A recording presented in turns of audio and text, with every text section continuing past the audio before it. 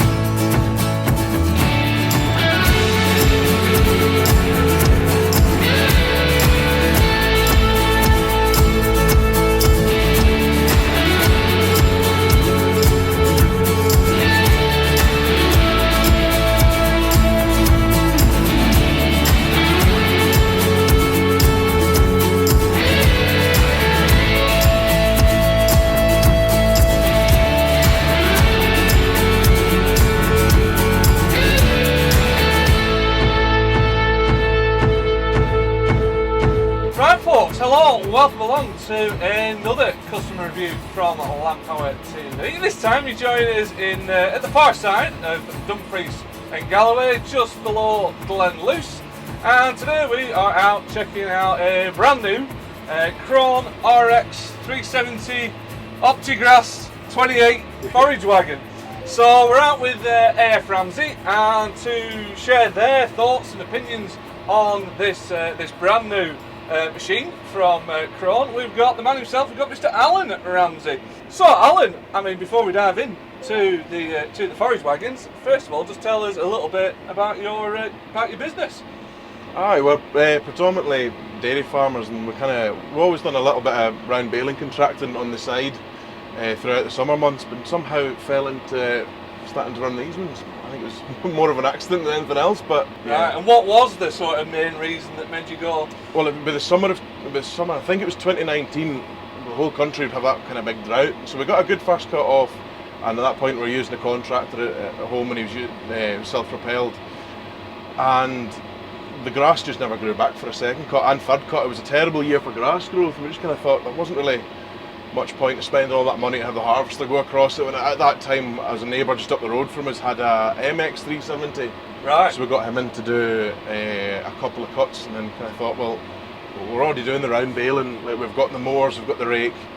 All we need is a buck rake and a wagon, and we could get started from there. So it was the next season after that where we had an MX 330, and at that point it came from a Sharagna Hires, was based in Glenluce, so about 4 miles away from where we are now.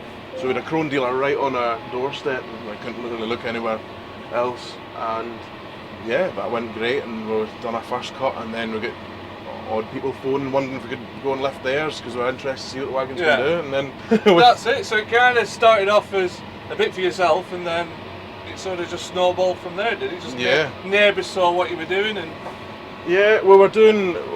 More people started to move towards the multi-cut. And we're doing a few bits, and then I'd say it would be after the first lockdown really went through, and that's remember the fuel prices started to rise. I think that made a lot of people start to look at wagons a bit more seriously as a kind of alternative to the harvester. So that first MX wagon, how long did you have that one for? It would do its 5 years, and with it was a RX 370, the first one came in demo for the very last fourth cut last year. It was our own, middle October. It came in demo then, and it never left. Right. So. And that's the brand new RX 370 with this the short chop, is it? Yeah, 28mm, and instead of the original, I think it was 38mm. Yeah. All previous models to that. So it was the very first one, and just the way it happened, there was only one demo before us. Just it was wet weather. And then we got a go of it then, and at that point the season was over, so we got a chance to buy it. So right, so you'd seen enough, and deal were done. Yeah, I do normally I do quite a lot of the buck raking, and the difference between the two when you're working in the pit. Yeah, aye. Going from one wagon that's a bit longer chopped to this one. There was nothing wrong with the MX 330 compared to when it was running along with other brands. There was some days and some grasses it'd be better, sometimes they'd be better, but compared to the the 370, there's no, well, there isn't a comparison. With this new short chop on, this is moved on Yeah. the goalposts. 100%. It's bridged the gap between the chopper and the wagon. It's a lot easier to work with. Yeah. Then you wouldn't think 10mm chop difference would make like that big a difference, but it really does. We're working with it. And as if that wasn't enough, Mm-hmm. you must have been fairly impressed, because in short succession you went and got another one, which is actually this one. Yeah. It wasn't planned originally, but we were this season. Well, there's been a lot more. We've expanded, and a lot of the farms we're doing it have expanded in acres as well, and just getting to the point we're needing to run 2, and then this August we've had it's been the wettest I can remember. I know that's not much, but wettest that almost anyone can remember. All the work that August that didn't get completed is now just pushing on towards the now, and I think we've only really had 2 days where we could properly get going in August. Right. So all that work has just condensed to the ones that normally in September. So yeah. So weather windows, then that would be a big drive if we're getting another wagon. It was, and for the first half of the season we worked alongside. There was another kind of contractor. He just had a wagon. He just went and helped around farmers that already had one and helped us out. But he ended up spending, again with weather windows this year, almost every job we went to, he was along with us, and he's decided to kind of give that up. Just by luck, the only other RX 370 that was the production model was sitting in Stranraer at Cars Billington one day, and I drove by and seen it, and I phoned up the salesman Mark for a demo, and it came out, and I kind of made my mind up then that this is the only machine that's available, and just happened to meet the other one. So right. So this is why I couldn't get a demo then. Yep. It's you're just gobbling them all up. Yeah. There's one, there's another. I'm having both of them. Thank you very much. Two's more than enough. Two's enough. Two's enough. Yeah.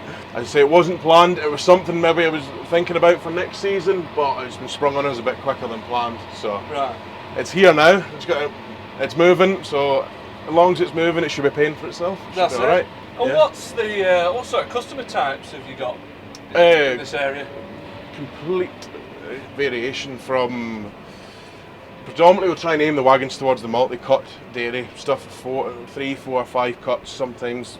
One customer I think was almost looking at 6 this year, to 2 cut sort of beef. I would try and avoid the single cut stuff there. That's not really territory of the wagon, just crops get too heavy, cost effectiveness goes out the window. Yeah. A lot of the 2 cut beef now are actually now starting looking at 3, because we've found out just with a couple of them we can actually cover the 3 cuts quicker than we can cover the 2, and they're getting better silage from it. So better silage and more cost effective. Cost effective, yeah. Right. Yeah, and most of the dairies now are going towards that 4 cut. I've seen that. That's probably the biggest change with the wagons starting to become more popular, is people going away from the 1 to 2 cuts, wanting to go to multi-cut, but wanting a cost effective way to do it. And would you say like your demand for the forage wagon is still going up? Definitely. I'd say probably the biggest change would be after the fuel price rises. A couple of years ago people started to look at it a bit more seriously, and now going forward, with these coming out with a shorter chop length, it's definitely got a lot more people talking. Like the gap between the chopper and the wagon is getting a lot closer. Yeah. Particularly now you're down at the 28mm region of chop length. A lot more dairy farmers can look at it and see that as a viable option. Has that taken you by surprise as well? You know, especially the dairy guys wanting the wagon in. Yeah, some of them have. Yeah, some I thought they wouldn't go away from it. I think they're just wanting to go with the extra cut of silage, but try not to do it at any extra cost. The reason the multi-cut's kind of going more and more the way forward for this region is you get multiple opportunities to make a cut of silage. As we're saying with this second cut here, when it came off, it was lovely weather, and then it got too dry, and then it got too cold, then it got too wet, and I haven't got at it. There hasn't been an optimal growing season for this crop at all. Whereas if you're doing 5 cuts, you've got 5 opportunities now to have a go at it rather than just the 2. Yeah. So say that crop's not growing very well, and the weather starts to look better, take it off, start again, hit the reset button without costing yourself a fortune to do it. Yeah, that's it. And the new knife bank in this, the OptiGrass 28, yeah. So how many knives will it have in this then? 54 in this one. Right, and will that be more than the previous one? Yeah, the previous one was 44 with a 38mm spacing. Yeah. And now it's 54 with 28mm spacing, so it doesn't sound a lot, but going from me normally working in the pit, I noticed when you're buck raking it, that 10mm makes a massive difference. Yeah. I would say they've come on more in the last 5 years than they probably almost ever have done. Out of anyone I've tried, Pottinger is moving in the right direction, but Krone, the difference in the MX330 and the RX370 is enormous. Night and day. Night and day. Yeah. Yeah. So they've changed them more than the looks now. Before, I think every brand's been guilty of this. The early ones, they just make them look a bit more modern. And below, there wasn't much of a change. Whereas this, looking at it, there's not many similarities to the previous model. Yeah. Certainly the rotor, the belt drive on it, just a whole lot more seamless operation. And we find the difference between the RX and the MX. The MX will sort of pull the grass through the knives. And I actually weirdly find the older wagon, which was smaller, took more power to drive it than this. Really? Yeah, because the wider fingers in the rotor are the only place for that grass to go is so through that knife. Actually having to chop it. It's cutting it. It has to cut it. Yeah, you can't escape, like say, wrap itself round the fingers and be dragged through. It's definitely cutting its way through rather as kind of, well, maybe a lot of wagons before be guilty of folding it right enough, but yeah, the difference has been it's phenomenal. Yeah. Weirdly at the time, I don't think Krone even thought that was possible. Until it was the first day last year when we ran the two of them next to each other, and they're like, is it taking a bit more? No, I think it's taking less. Yeah. It will take more pulling the actual weight of it because it's a bigger framed, heavier machine, heavier built. But the PTO, on the PTO side, it's taking a lot less driving that way. Yeah.